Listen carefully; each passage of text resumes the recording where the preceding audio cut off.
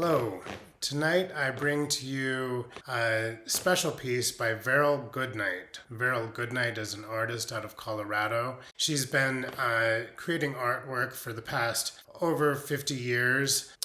Horse paintings, dog paintings, sculptures. She's most known for her bronze statue of 5 large horses coming over the wall that she created when the Berlin Wall came down after the Cold War. And so she contacted Berlin and sent over a casting as sort of patriotism, a gift from the United States to Germany. And one of those pieces is in the entry of the Texas A&M George W. Bush Presidential Library. So she's known for her horses, and she's been inducted into the National Cowgirl Hall of Fame, which is a group of women that honor each other for their horse artistry, riding, painting. And one of the major things of being accepted into that group of women is that Veryl Goodnight, since she has been painting, 50 some years, which puts us in the 60s, 70s, you have to remember that back during that time period, being a female artist wasn't as widely accepted as it is now. Galleries weren't what they are, and so we just didn't see a lot of prevalence of women's rights weren't as equal. And so it is a big deal that she's been recognized for her achievements. This bronze itself is 19 by 11 by 15, and I didn't include the base in my measurements. I don't know if I should. It seems like the base is part of that, though, so give it an extra 2 inches. But I did find online that there's a smaller piece for a lesser price that has a smaller base. It took me a second to see the difference. And I know that it's a lesser price because Mark Sublette of Medicine Man Gallery is selling number 25 out of 25 for $5,000. And we have number 4 out of 25. So with that numbering system, since I'm a one-off artist, original paintings, I don't really understand the numbering system with things like prints, but I think that what we're saying here is that Veryl has indicated that there's 25 castings of this bronze, and there aren't going to be any more. So something that happened, just a personal story, is that as an art dealer, I was in an estate sale and I looked over and I see this Remington statue, and hurriedly bought it and got it back to my studio, and was talking to an auctioneer, and he says, flip the thing over.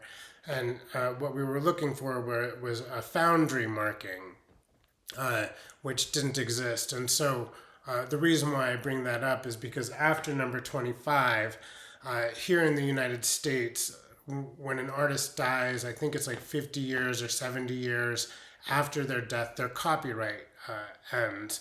And so with a Remington, we'll see people purchasing the statues, taking them overseas, and replicating the piece. And so you'll find very not good or good replicas that won't have these numbers, won't have the foundry stamps. But so in this case, we've got number 4 out of 25.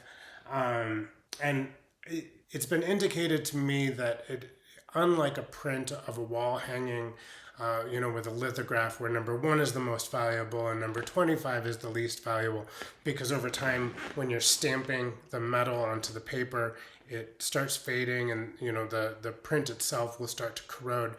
Or not corrode, but it just won't be as clean as the number 1 print. But that's not the case with these small editions of bronze castings. So somebody might say that Mark Sublette's 25 out of 25 is more valuable than my number 4 out of 25. If you have an opinion on this, please comment below. I'd love to start a discussion and learn myself.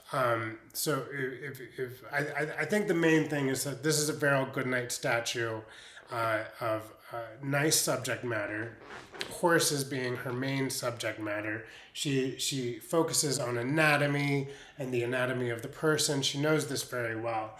And so we've got a baby horse, a foal, eating apples out of this pioneer woman's skirt.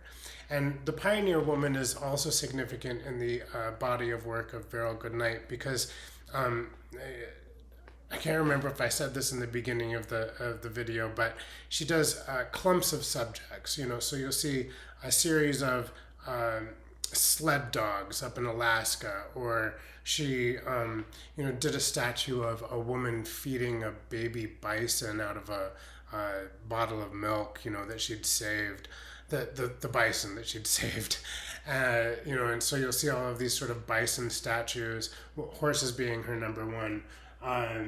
But the pioneer women, she did a series of pioneer women, which was sort of groundbreaking for art at the time, because back in the 80s when she did this is stamped 1989, her research into the pioneer women in the art world didn't produce there weren't a lot of books, there weren't a lot of, publications regarding that. Now we've got movies about pioneer women, and we've got, books, and but at the time this was kind of,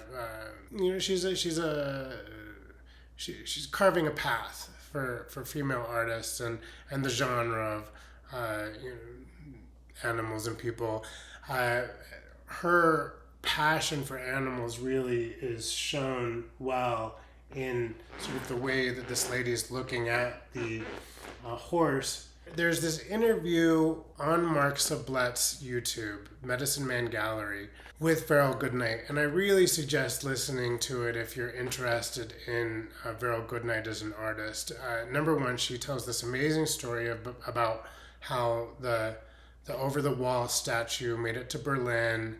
And then she also talks about, her process of caring for animals. She sculpts in a barn with her animals and her turkeys, and she's an interesting lady, and I really appreciated the interview. I hope to meet her someday.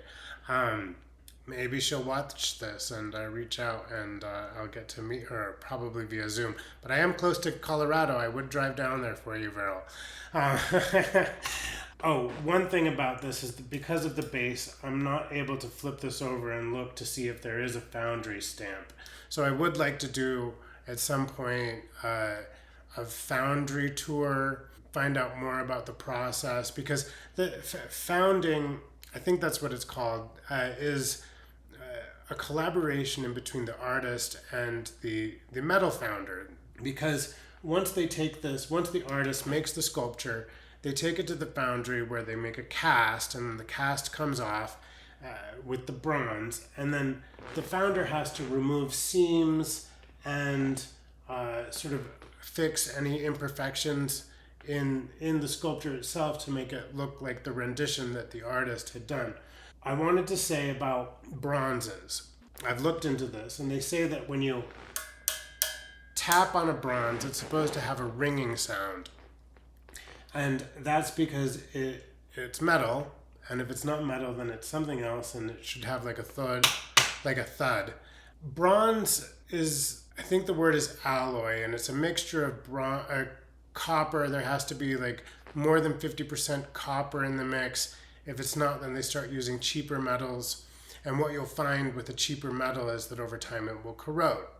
And so with the patina, you're looking for like really dark spots where they've tried to cover up a blemish or a hole in the metal, and you can actually remove the patina and look, and you'll see that according to this and that YouTube that I've listened to. But the patina on this is very nice. You can see lots of shadows, sort of a light patina, and I just noticed that there's a little bit of red in the apples. So lots of nice attention to detail.